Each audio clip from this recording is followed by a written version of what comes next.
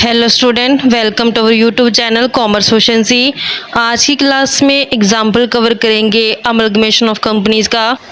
Amalgamation in the nature of purchase का question cover करेंगे। इसे लास्ट क्लास में हमने कवर किया था amalgamation in the nature of merger, जिसमें 2 पॉइंट डिफरेंट थे लास्ट क्वेश्चन से, जिसमें कि रियलाइजेशन अकाउंट से ना ही तो कोई प्रॉफिट आया था ना ही कोई लॉस आया था, और सेकेंडली कि जो एडजस्टमेंट की जाती है परचेज कंसिडरेशन की, तो वहाँ पे जनरल रिजर्व किया जो कोई बैलेंसिंग फिगर नहीं आई थी। तो जनरल रिजर्व है जो जितने रिजर्व थे वो टोटल यूटिलाइज हो चुके थे, जो डेफिशिएंसी थी उसको पूरा करने के लिए। अगर अभी तक आपने लास्ट क्लास ही नहीं देखी ताकि आपकी स्टडी में कंसिस्टेंसी बनी रहे। अगर अभी तक आपने मेरे यूट्यूब चैनल कॉमर्स एफिशिएंसी को सब्सक्राइब नहीं किया, सब्सक्राइब कीजिए और बेल आइकन जरूर प्रेस कीजिए ताकि जब भी मैंने वीडियोस अपलोड करूं सबसे पहले नोटिफिकेशन आपके पास जाए, आप वीडियोस को देखकर आपकी स्टडी बूस्टअप हो। कवर करते हैं स्टेटमेंट की following are the balance sheet of A and B limited. तो हमारे पास ए और बी लिमिटेड की बैलेंस शीट गिवन है। शेयर होल्डर फंड में equity share capital, reserve fund, statutory reserve, provident equalisation fund, profit and loss, non current liabilities में 10% debentures, employ provident fund, current liabilities में trade payable, assets में non current assets के अंदर building machinery, current assets में inventory, trade रिसेबल्स और cash and bank balance. Further information given है कि 2 companies agree to amalgamate, कि ये दोनों कंपनियां एग्री होगी कि अमलगमेट हो जाएंगी और इनकी जो एक न्यू कंपनी जो फॉर्म हो जाएगी, सी लिमिटेड है जो फॉर्म हो जाएगी इनकी असेट्स एंड लायबिलिटी को टेक ओवर करके। जो असेट ए कंपनी लिमिटेड की वो टेकन ओवर की जाएंगी रिड्यूस्ड वैल्यूएशन 10% पे, कि जो ए लिमिटेड है यहाँ पे इस ए लिमिटेड की जो असेट टेक ओवर की जानी है वो रिड्यूस वैल्यू पे करने की 10% है जो रिड्यूस कर देने वैल्यू और ली जाएगी। लेकिन इसमें एक्सेप्शन है कि बिल्डिंग को छोड़ के, कि बिल्डिंग को तो सिर्फ बुक वैल्यू पे लेना, बाकी बिल्डिंग के अलावा जो मशीनरी, इन्वेंट्री, ट्रेड रिसेबल्स है इन्हें रिड्यूस्ड वैल्यू पे लेना 10% रिड्यूस करके। जब भी असेट्स का रिवैल्यूएशन कर दिया जाता है तो वो amalgamation in the nature of purchase हो जाता है, क्योंकि अगर बुक वैल्यू पे टेक ओवर की जाती हैं असेट्स, लायबिलिटी जो न्यूली फॉर्म्ड कंपनी उसके द्वारा, तो उस केस में amalgamation the nature of merger होता है। लेकिन जैसे ही असेट्स का रिवैल्यूएशन कर दिया तो मतलब कि amalgamation the nature of purchase हो गया। तो ये हमारे पास क्वेश्चन बनता है amalgamation the nature of purchase का। Both companies are to be received 5% of the net valuation of their respective. कहते हैं कि जो कंपनी है दोनों वो 5% एक्स्ट्रा ले जाएंगी किस चीज़ का, गुडविल का, कि जो उनका नेट वैल्यूएशन आएगा नेट वैल्यूएशन में 5% ऐड कर देंगे गुडविल के नाम का, कि ये गुडविल के एक्स्ट्रा इसको 5% मिल जाएंगे ए और बी लिमिटेड को। जो इंटायर परचेज प्राइस है वो पे किया जाएगा सी कंपनी द्वारा। फुल्ली पेड शेयर्स के अंदर 10 रुपये का एक शेयर है। In return for debentures in A company limited, जो डिबेंचर्स है ए लिमिटेड कंपनी के उनको 12% डिबेंचर है जो दे दिए जाएंगे सी कंपनी लिमिटेड के, यानी कि पहले टेक ओवर करेगी डिबेंचर को सी लिमिटेड, फिर बाद में इनको कन्वर्ट कर देगी, रेट है जो इसकी 12% हो जाएगी। जनरल एंट्री और लेजर अकाउंट बनाने हमने ए और बी कंपनी में, और ओपनिंग बैलेंस शीट बनानी है सी लिमिटेड की जिसकी ऑथराइज कैपिटल 10 लाख है और 10 रुपये का एक शेयर है, और जनरल एंट्री भी बनानी है हमने जो सी लिमिटेड है उसकी बुक्स के अंदर। तो हमने सबसे पहले क्या करना होता है, परचेज कंसिडरेशन कैलकुलेट करना होता है। परचेज कंसिडरेशन कैसे कैलकुलेट करेंगे, सबसे पहले हम ए लिमिटेड का परचेज कंसिडरेशन कैलकुलेट करेंगे। यहाँ पे हम नेट पेमेंट मेथड का इस्तेमाल नहीं कर सकते क्योंकि पेमेंट के रिगार्डिंग फुल इंफॉर्मेशन नहीं है, तो इस कारण से हम यहाँ पे नेट असेट मेथड का इस्तेमाल करेंगे। नेट असेट मेथड में क्या होता है कि जितनी असेट टेक ओवर की गई उसमें से लायबिलिटी माइनस कर देते जो टेक ओवर की जाती है। तो यहाँ पे असेट्स का जो रिवैल्यूएशन किया गया है तो परचेज कंसिडरेशन कैलकुलेट करते समय जो यहाँ पे 10% रिड्यूस्ड वैल्यू की गई है उसको कंसीडर किया जाएगा कि जो बिल्डिंग है, बिल्डिंग तो हमने एज इट इज ले लेनी है। यहाँ पे बिल्डिंग कितनी है, 30,000 की बिल्डिंग तो बुक वैल्यू पे ले लेनी है। जो मशीनरी है 1,10,000 की, इसमें से माइनस करेंगे 10% क्योंकि यहाँ पे रिड्यूस वैल्यू करके लेना 10% से, तो 11,000 माइनस करेंगे इसमें से। इन्वेंट्री 16,000 का है, 16,000 का 10% 1,600 माइनस करके लिखेंगे। ट्रेड रिसेबल्स है जो 14,000 के 10% करेंगे 1,400 माइनस करके फिर लिखेंगे। और जो cash and bank balance as डी जाएगा 3,000 क्योंकि कैश है जो रिड्यूस नहीं हो सकती, इसमें कोई भी है जो रिड्यूस वैल्यूएशन नहीं कर सकते हम, कैश जितनी है वो उतनी रहेगी। तो अब हम इसका परचेज कंसिडरेशन कैलकुलेट करते हैं। सबसे पहले हम असेट जो टेक ओवर की गई उसको लेते हैं। सबसे पहले हम परचेज कंसिडरेशन कैलकुलेट करते हैं। परचेज कंसिडरेशन है जो ए लिमिटेड का कैलकुलेट करेंगे। जो असेट टेक ओवर की गई है, बिल्डिंग है जो बुक वैल्यू पे ली गई है, जितना बैलेंस शीट के अंदर गिवन है अमाउंट बिल्डिंग का 30,000 वो सेम लेंगे 30,000 से, लेकिन बाकी असेट्स को रिड्यूस्ड वैल्यू 10% करके लिया गया है। नेक्स्ट हमारे पास मशीनरी है, मशीनरी का अमाउंट है 1,10,000, तो 1,10,000 में से माइनस करते हैं 10%। 1,10,000 का 10% करेंगे तो 11,000 बनते हैं। 1,10,000 में से 11,000 माइनस करके 99,000 है जो नेट वैल्यू आएगी। नेक्स्ट हमारे पास इन्वेंट्री है, इन्वेंट्री में अमाउंट है टोटल 16,000, इसका भी लेस करेंगे 10% से जो कि 1,600 बनता है, तो नेट वैल्यू बनती है 14,400 से। इन्वेंट्री के बाद ट्रेड रिसीवेबल्स हैं, ट्रेड रिसीवेबल्स का अमाउंट है टोटल 14,000, 14,000 में से लेस करते हैं 10% तो 1,400 बनेगा, तो टोटल आएगा इसका नेट वैल्यू 12,600 से।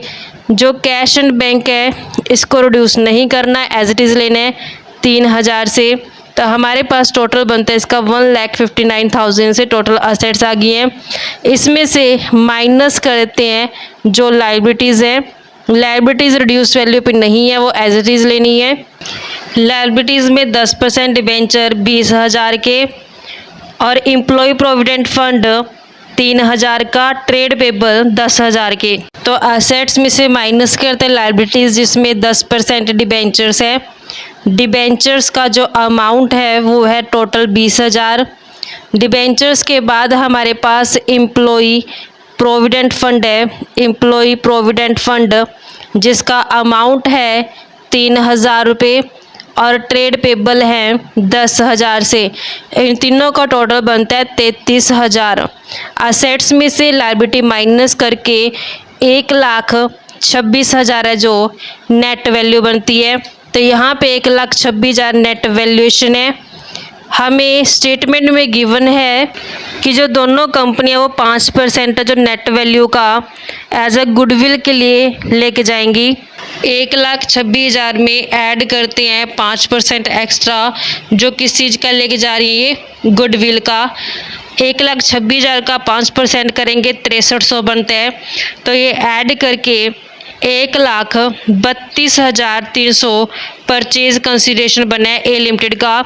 अगर हम इसके नंबर ऑफ शेयर कैलकुलेट करें तो कहता है कि 10 रुपये का एक शेयर दिया जाएगा, तो 1,32,300 डिवाइड करते हैं 10 से तो 13,230 है जो शेयर्स बनेंगे। नेक्स्ट हम परचेज कंसीडरेशन कैलकुलेट करते हैं बी लिमिटेड का। बी लिमिटेड की एसेट्स का कोई रिवैल्यूएशन नहीं किया गया, as it is book value पे लेंगे इन्हें। एसेट्स जो टेक ओवर की गई है उसमें से लायबिलिटी माइनस करेंगे जो टेक ओवर की गई है न्यूली फॉर्म्ड कंपनी द्वारा यानी कि सी लिमिटेड द्वारा, तो यहाँ पे बिल्डिंग की वैल्यू नहीं है इसके पास। और मशीनरी है जो गिवन है 50,000 से। मशीनरी के बाद करंट असेट्स में इन्वेंट्री गिवन है 8,000 की, ट्रेड रिसीवेबल गिवन है 9,000 के, cash and bank balance given है 1,000 रुपये का। तो टोटल असेट्स में से माइनस करते लायबिलिटी, लायबिलिटीज़ में डिबेंचर नहीं है इसके पास और एम्प्लॉय प्रोविडेंट फंड भी नहीं है, लेकिन ट्रेड पेबल्स हैं, ट्रेड पेबल है 8,000 के। तो ट्रेड पेबल है जो लायबिलिटी माइनस करेंगे तो हमारे पास नेट वैल्यू आ जाएगी। फिर उसमें भी हमने 5% गुडविल का ऐड करके परचेज कंसीडरेशन कैलकुलेट करना है। बी लिमिटेड का परचेज कंसीडरेशन कैलकुलेट करते हैं। सबसे पहले हमारे पास मशीनरी, मशीनरी की जो बुक वैल्यू है वो है 50,000। इन्वेंट्री है जो हमारे पास 8,000 से, ट्रेड रिसीवेबल्स अमाउंट है 9,000 से और cash and bank balance given है 1,000 से। तो टोटल बनता है असेट्स का 68,000। इसमें से माइनस करते हैं लायबिलिटीज़, लायबिलिटीज़ में सिर्फ ट्रेड पेबल्स हैं 8,000 के, तो 60,000 है जो नेट वैल्यूएशन आता है। नेट वैल्यूएशन में ऐड करना है 5% गुडविल का, क्योंकि दोनों ही कंपनी को 5% एक्स्ट्रा मिल रहा है एज अ गुडविल। 60,000 का 5% करेंगे तो 3,000 बनता है, तो टोटल 63,000 है जो परचेज कंसीडरेशन आया है। अगर इसके नंबर ऑफ शेयर कैलकुलेट करें तो 10 रुपये का एक शेयर है, तो 63,000 रुपये डिवाइड करते 10 से तो 6300 है जो शेयर्स बनेंगे। तो परचेज कंसीडरेशन कैलकुलेट हो गया। अब हमने जर्नल एंट्री पास करनी है ए लिमिटेड की बुक्स में भी और बी लिमिटेड की बुक्स में। ए लिमिटेड जो फर्स्ट एंट्री पास करती है असेट्स को रियलाइजेशन अकाउंट में ट्रांसफ़र करने की, तो यहाँ पे असेट्स हैं बिल्डिंग 30,000 से, मशीनरी 1,10,000 से, इन्वेंट्री 16,000 से, ट्रेड रिसीवेबल्स 14,000 से, कैश एंड बैंक बैलेंस 3,000 से है। तो सभी असेट्स को रियलाइजेशन अकाउंट में ट्रांसफ़र करेंगे। असेट का बैलेंस डेबिट होता है, जब इसे ट्रांसफ़र करेंगे रियलाइजेशन अकाउंट में तो ये क्रेडिट हो जाएंगी। तो जर्नल एंट्री पास की जाएगी, realisation account debit to sundry assets, हर एक असेट को जो इंडिविजुअली दिखाया जाएगा। अब यहाँ पे ध्यान ये रखना बच्चों कि कहीं रिवाइज वैल्यू पे मत इसको रियलाइजेशन में ट्रांसफ़र कर देना, क्योंकि रिवाइज वैल्यू पे इसलिए इसको ट्रांसफ़र नहीं कर सकते रियलाइजेशन अकाउंट में, क्योंकि यहाँ पे ए लिमिटेड अपने अकाउंट बंद कर रही है। तो ए लिमिटेड की जो बुक्स के अंदर वैल्यू वही वो रियलाइजेशन अकाउंट के अंदर ट्रांसफ़र करेगी। रिवैल्यूएशन वैल्यू कौन कंसीडर करेगी? जो न्यू कंपनी बनी है सी लिमिटेड, वो कंसीडर करेगी। तो यहाँ पे तो ये अपनी बुक वैल्यू को ही लेके चलेगी, क्योंकि हमने ए लिमिटेड के बुक्स को क्लोज करना है, तो ए लिमिटेड के अकाउंट्स को कंसीडर करके ही हमने एंट्रीज पास करनी है। तो सबसे पहली एंट्री असेट्स को रियलाइजेशन अकाउंट में ट्रांसफ़र करने के लिए realisation account debit, realisation account debit करेंगे। असेट्स में बिल्डिंग टू बिल्डिंग अकाउंट के नाम से 30,000, बिल्डिंग के बाद नेक्स्ट है मशीनरी, मशीनरी अमाउंट 1,10,000 की, मशीनरी के बाद इन्वेंट्रीज़ है, इन्वेंट्रीज़ अमाउंट है 16,000 से, इन्वेंट्री के बाद ट्रेड रिसीवेबल्स है अमाउंट 14,000 से, और लास्ट में कैश एंड बैंक है अमाउंट 3,000 से। तो टोटल है असेट्स का 1,73,000। फर्स्ट एंट्री में असेट्स को रियलाइजेशन अकाउंट में ट्रांसफ़र किया है। नेक्स्ट एंट्री में लायबिलिटी को रियलाइजेशन अकाउंट में ट्रांसफ़र करते हैं। लायबिलिटीज़ में 10% डिबेंचर 20,000 के, एम्प्लॉय प्रोविडेंट फंड 3,000 का, और ट्रेड पेबल 10,000 की हैं। तो लायबिलिटीज़ को ट्रांसफ़र करते रियलाइजेशन अकाउंट में, लायबिलिटी का बैलेंस क्रेडिट होता है, जब इसे ट्रांसफ़र करेंगे तो बैलेंस पलट के डेबिट हो जाएगा।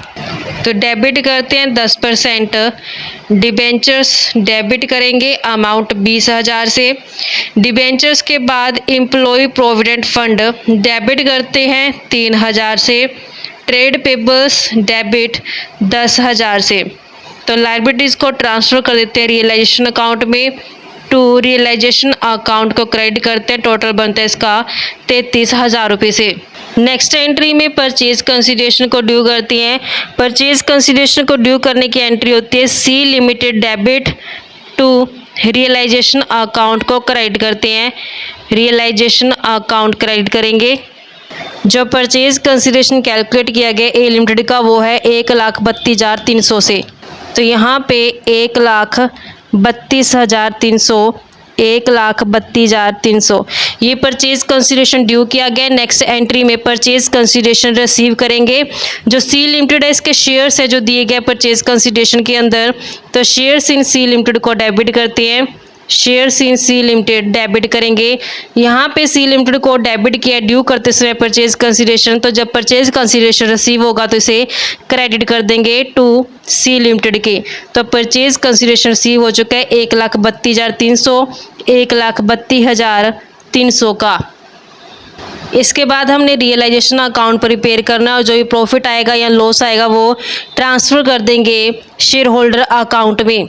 रियलाइजेशन अकाउंट में डेबिट साइड है, ये क्रेडिट साइड है। जितनी भी जर्नल एंट्री के अंदर रियलाइजेशन अकाउंट ओपन किया गया वो सभी यहाँ पे लेजर पोस्टिंग करेंगे। फर्स्ट एंट्री में रियलाइजेशन अकाउंट को डेबिट किया गया। लेजर पोस्टिंग करते समय अकाउंट के डेबिट साइड पे जितनी असेट है इन सभी को दिखाया जाएगा। तो यहाँ पे रियलाइजेशन अकाउंट में डेबिट साइड पे टू बिल्डिंग का अमाउंट है 30,000, टू मशीनरी अमाउंट 1,10,000 से, मशीनरी के बाद नेक्स्ट हमारे पास इन्वेंट्री है 16,000 का, ट्रेड रिसीवेबल्स अमाउंट 14,000 से और कैश एंड बैंक बैलेंस है 3,000 से। नेक्स्ट एंट्री में रियलाइजेशन अकाउंट को क्रेडिट किया गया। लेजर पोस्टिंग करते समय अकाउंट के क्रेडिट साइड पे सभी लायबिलिटीज़ को दिखाएंगे। तो रियलाइजेशन अकाउंट की क्रेडिट साइड पे बाय 10% डिबेंचर्स अमाउंट है 20,000 से, by employ provident fund amount 3,000 से, बाय ट्रेड पेबल अमाउंट 10,000 से। नेक्स्ट एंट्री में रियलाइजेशन अकाउंट को क्रेडिट किया गया। लेजर पोस्टिंग करते समय अकाउंट के क्रेडिट साइड पे बाय सी लिमिटेड के नाम से दिखाएंगे। अकाउंट के क्रेडिट साइड पे बाय सी लिमिटेड के नाम से अमाउंट 1,32,300। इसके अलावा और कोई भी यहाँ पे जर्नल एंट्री नहीं है रियलाइजेशन अकाउंट के रिगार्डिंग। अकाउंट क्लोज करते हैं, डेबिट साइड का टोटल बनता है 1,73,000, क्रेडिट साइड 1,73,000। यहाँ पे बैलेंसिंग फिगर आती है हमारे पास 1,73 में से माइनस करके सारा बैलेंस 7,700 का लॉस आता है। ये लॉस ट्रांसफ़र कर देंगे शेयर होल्डर अकाउंट में टू शेयर होल्डर्स अकाउंट को यहाँ पे दिखाएंगे। जो लॉस का बैलेंस है वो ट्रांसफ़र कर देंगे। जब हम इसकी जर्नल एंट्री पास करें तो कैसे करेंगे? Share holder account debit to realisation account के नाम से दिखाएंगे। तो यहाँ पे इसकी जर्नल एंट्री पास की जाएगी। Share holders account debit to realisation account को क्रेडिट करेंगे 7,700 से 7,700 से। नेक्स्ट एंट्री पास करेंगे जो शेयर कैपिटल अकमुलेटेड प्रॉफिट और रिजर्व्स को ट्रांसफ़र करने की शेयर होल्डर अकाउंट में। इक्विटी शेयर कैपिटल के 1,00,000, रिजर्व फंड के 26,000, स्टैट्यूटरी रिजर्व के 8,000, डिविडेंड इक्वलाइजेशन फंड के 4,000 और प्रॉफिट एंड लॉस के 2,000 ये सभी ट्रांसफ़र कर देते हैं शेयर होल्डर अकाउंट में। जर्नल एंट्री पास करते हैं। शेयर कैपिटल अकाउंट डेबिट करते हैं अमाउंट 1,00,000 रुपये से। शेयर कैपिटल के बाद रिज़र्व फंड है, रिज़र्व फंड डेबिट करेंगे अमाउंट 26,000 रुपये से। स्टैट्यूटरी रिज़र्व है, स्टैट्यूटरी रिज़र्व को डेबिट करते हैं अमाउंट स्टैट्यूटरी रिज़र्व का 8,000 रुपये से। स्टैट्यूटरी रिज़र्व के बाद डिविडेंड इक्वलाइजेशन फंड है, डिविडेंड इक्वलाइजेशन फंड डेबिट करेंगे अमाउंट 4,000 से। और लास्ट में हमारे पास प्रॉफिट एंड लॉस है, डेबिट करते हैं 2,000 से। ये सभी ट्रांसफ़र कर देंगे शेयर होल्डर अकाउंट में। तो टू शेयर होल्डर अकाउंट है जो क्रेडिट करेंगे। टोटल बनता है इनका 1,40,000 से, तो 1,40,000 दिखाएंगे। और लास्ट में जो शेयर होल्डर है इन्हें दे दी जाएंगे जो शेयर्स हैं सी लिमिटेड के। तो शेयर होल्डर जब रिसीव करेंगे तो शेयर होल्डर्स अकाउंट को डेबिट किया जाएगा। 2 में जो शेयर्स है सी लिमिटेड के, शेयर्स इन सी लिमिटेड इन्हें दे दिए जाएंगे जो परचेज कंसिडरेशन के तहत मिले हैं, जो कि 1,32,300 है। तो यहाँ पे 1,32,300, 1,32,300 है जो इन्हें दे दिए गए। इसी के साथ जो जर्नल एंट्रीज है वो कंप्लीट होती हैं ए लिमिटेड की बुक्स के अंदर। अब इनके लेजर्स बनाते हैं। लेजर्स में हमने रियलाइजेशन अकाउंट तो बना लिया। अब नेक्स्ट लेजर बनेगा शेयर होल्डर अकाउंट का। शेयर होल्डर अकाउंट का लेजर बनाते हैं। शेयर होल्डर्स अकाउंट, इसमें भी 2 साइड होती है, डेबिट साइड और क्रेडिट साइड। जितनी भी शेयर होल्डर की एंट्रीज पास ही है उनके सबकी लेजर पोस्टिंग करते हैं। यहाँ पे शेयर होल्डर अकाउंट को डेबिट किया गया है जो कि ये लॉस है रियलाइजेशन अकाउंट का। तो यहाँ पे जब हम लेजर पोस्टिंग करेंगे शेयर होल्डर अकाउंट के अंदर, तो अकाउंट की डेबिट साइड पे टू रियलाइजेशन अकाउंट के 7,700 दिखाएंगे। अकाउंट की डेबिट साइड पे टू रियलाइजेशन अकाउंट के नाम से 7,700।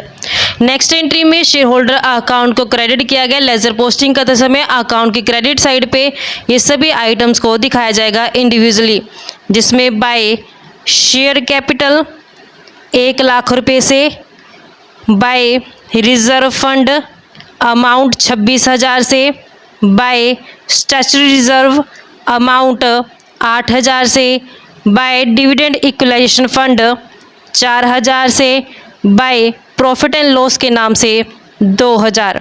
नेक्स्ट एंट्री में शेयर होल्डर अकाउंट को डेबिट किया, लेजर पोस्टिंग करते समय अकाउंट की डेबिट साइड पे 2 शेयर्स इन सी लिमिटेड 1,32,300 दिए जाएंगे और इनमें दोनों ही साइड का जो टोटल है वो इक्वल आएगा, कोई भी बैलेंसिंग फिगर नहीं आएगी 1,40,000 से और 1,40,000 से। अब नेक्स्ट हम जर्नल एंट्रीज पास करते हैं in the books of B limited. Journal entries pass करेंगे बी लिमिटेड की बुक्स के अंदर, बी लिमिटेड के बुक्स ऑफ अकाउंट्स को क्लोज करने की। फर्स्ट एंट्री जो पास की जाएगी वो असेट्स को रियलाइजेशन अकाउंट में ट्रांसफ़र करने की। बिल्डिंग नहीं है, मशीनरी की वैल्यू है 50,000 रुपये, करंट असेट्स में इन्वेंट्री का वैल्यू 8,000, ट्रेड रिसीवेबल्स 9,000 से, कैश एंड बैंक बैलेंस है 1,000 रुपये से। तो जर्नल एंट्री पास करते हैं। फर्स्ट एंट्री असेट्स को रियलाइजेशन अकाउंट में ट्रांसफ़र करने की, रियलाइजेशन अकाउंट डेबिट करते हैं। 2 में सन्ड्री असेट्स में मशीनरी अकाउंट को क्रेडिट करते हैं, अमाउंट है 50,000 का। मशीनरी के बाद हमारे पास इन्वेंट्रीज़ है, इन्वेंट्रीज़ अमाउंट है इसका 8,000 रुपये। इन्वेंट्री के बाद हमारे पास ट्रेड रिसीवेबल्स है, अमाउंट है इसका 9,000 रुपये से और लास्ट में कैश एंड बैंक है, अमाउंट है इसका 1,000 रुपये से और टोटल है इसका 68,000। नेक्स्ट एंट्री में लायबिलिटी को ट्रांसफ़र करते हैं रिलेशन अकाउंट में, सिर्फ ट्रेड पेबल्स है, अमाउंट 8,000 से। तो जर्नल एंट्री पास करेंगे, trade payables account debit to realisation account credit करेंगे, अमाउंट 8,000 से। नेक्स्ट एंट्री में परचेज कंसिडरेशन को ड्यू करते हैं, जिसके लिए एंट्री पास की जाती है C limited debit to realisation account को क्रेडिट करते हैं। परचेज कंसिडरेशन है बी लिमिटेड का 63,000 रुपये से, तो यहाँ पे हमने 63,000 दिखा देने। ये परचेज कंसिडरेशन ड्यू किया गया, अब इसे रिसीव करने की एंट्री पास करते हैं। Shares in C limited debit किया जाएगा, shares in C limited debit करेंगे, टू सी लिमिटेड को क्रेडिट करेंगे 63,000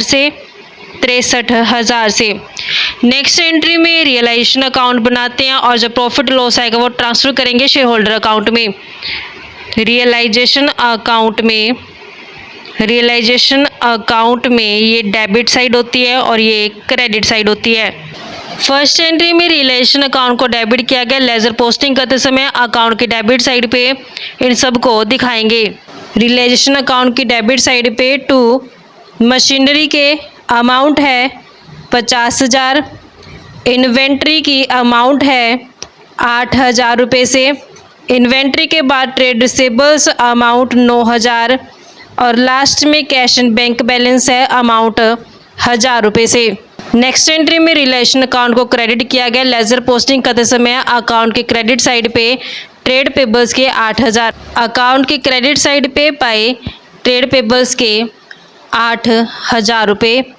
नेक्स्ट एंट्री में रिलेशन अकाउंट क्रेडिट है, लेजर पोस्टिंग करते समय अकाउंट की क्रेडिट साइड पे बाय सी लिमिटेड के 63,000, क्रेडिट साइड पे बाय सी लिमिटेड के 63,000 रुपये। टोटल करते हैं, क्रेडिट साइड का टोटल बनता है 71,000 से, डेबिट साइड 71,000, 71,000 में से माइनस करेंगे 3,000 बैलेंसिंग फिगर आती है। ये बैलेंसिंग फिगर आप प्रॉफिट रियलाइजेशन का ट्रांसफ़र कर देंगे शेयर होल्डर्स के अकाउंट में। ये प्रॉफिट का बैलेंस है रियलाइजेशन अकाउंट में। जब इसकी जर्नल एंट्री पास करेंगे तो कैसे करेंगे, realisation account debit to share holder account के नाम से। तो जर्नल एंट्रीज की पास की जाएगी, realisation account debit to share holder account को क्रेडिट करते हैं, share holders account credit amount 3,000 से। नेक्स्ट एंट्री पास करते जो शेयर कैपिटल है अकमलेटेड प्रॉफिट और रिजर्व को ट्रांसफ़र करने की शेयर होल्डर अकाउंट में, लेकिन यहाँ पे सिर्फ इक्विटी शेयर कैपिटल है 60,000 से। तो शेयर कैपिटल को ट्रांसफ़र कर देते हैं क्योंकि अकमलेटेड प्रॉफिट और रिजर्व्स तो है नहीं। तो शेयर कैपिटल अकाउंट को डेबिट करेंगे, 2 में शेयर होल्डर्स अकाउंट को क्रेडिट कर देंगे 60,000 कैपिटल 60,000। अब लास्ट में शेयर होल्डर अकाउंट को ट्रांसफ़र कर देते हैं जो शेयर्स मिले हैं ट्रांसफरी कंपनी के। तो यहाँ पे शेयर होल्डर्स अकाउंट जब रिसीव करेंगे तो शेयर होल्डर्स अकाउंट डेबिट करेंगे to shares in C limited. कितना परचेज कंसिडरेशन टोटल रिसीव हुआ था? अमाउंट 63,000 रुपये से ये 63,000 इन्हें दे दिए जाएंगे। तो यहाँ पे अमाउंट जो दिखाया जाएगा 63,000 रुपये से 63,000 रुपये से। इसी के साथ जर्नल एंट्री कंप्लीट होती है। अब इसके लेजर प्रिपेयर करते हैं। लेजर में रिलेशन अकाउंट बन चुके हैं। अब हमने शेयर होल्डर अकाउंट है जिसका बनाना है। शेयर होल्डर अकाउंट का लेजर बनाते हैं। इसमें दो साइड होते हैं, डेबिट साइड और क्रेडिट साइड। जितनी भी जर्नल एंट्री में शेयर होल्डर अकाउंट ओपन किया वो सभी उसकी लेजर पोस्टिंग करते हैं। यहाँ पे शेयर होल्डर अकाउंट को क्रेडिट किया गया। लेजर पोस्टिंग करते समय शेयर होल्डर अकाउंट की क्रेडिट साइड पे बाय रियलाइजेशन अकाउंट के 3,000 दिखाएंगे। क्रेडिट साइड पे बाय रियलाइजेशन अकाउंट के नाम से दिखाएंगे अमाउंट 3,000।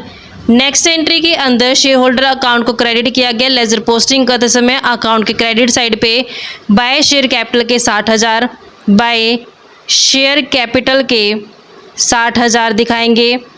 और यहाँ पे शेयर होल्डर को डेबिट किया गया। लेजर पोस्टिंग करते समय अकाउंट के डेबिट साइड पे to shares in C limited को दिखाएंगे 63,000 रुपये से। और इनका हिसाब है जो क्लियर हो जाता है, दोनों साइड 63,000 है जो बनेगा। तो इस तरीके से ये लेजर्स थी। आई होप आपको क्लियर हो गया बच्चों। अब यहाँ पे जो ए लिमिटेड बी लिमिटेड जो क्लोज हो चुकी हैं, अब इनकी जगह न्यूली कंपनी फॉर्म हुई है सी लिमिटेड जो कि ट्रांसफरी कंपनी है। सी लिमिटेड की बुक्स के अंदर जर्नल एंट्री प्रिपेयर करनी है और लेजर अकाउंट भी प्रिपेयर करने हैं, वो कवर करेंगे नेक्स्ट क्लास में, तो क्लास लेंथी हो रही है। तो ऐसे ही रेगुलर क्लासेस के लिए आप मेरे यूट्यूब चैनल कॉमर्स प्रोफिशिएंसी को सब्सक्राइब, लाइक और शेयर करें। बेल आइकन जरूर प्रेस करें ताकि जब भी मैं न्यू वीडियोस अपलोड करूं सबसे पहले नोटिफिकेशन आपके पास जाए, आप वीडियोस को देखकर आपकी स्टडी बूस्ट अप हो।